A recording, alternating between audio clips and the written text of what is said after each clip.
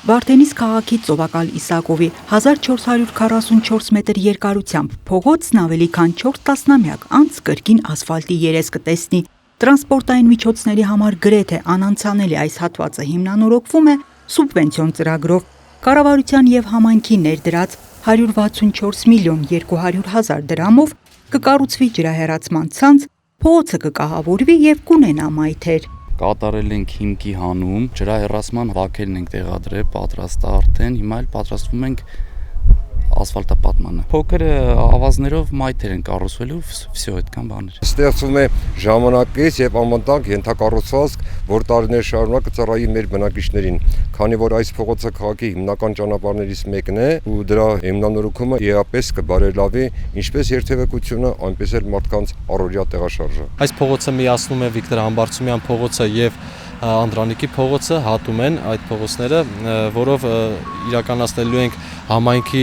կենտրոնական փողոցների ծանրաբեռնվածության թեթևացում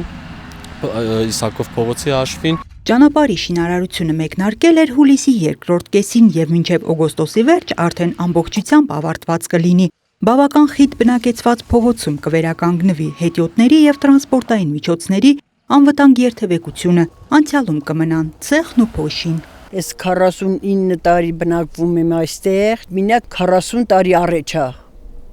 ասֆալտապատեղը, շատ անորակ վիճակ էր, շատ, վերին աստիճանի, մեքենաների անցուդարձ вообще չկար, ընտիր աշխատանք է կատարվում ու արագ, այնց արագ չենք պատկերացնի, որ այնց արագ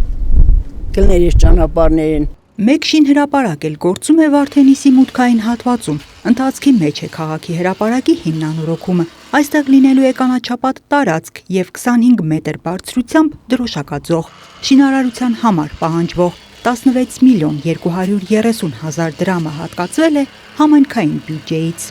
Անահիտ Կարյան, Սարգիս Ալավերդյան, Գավառ հեռուստաընկերություն, Գեղամա օր։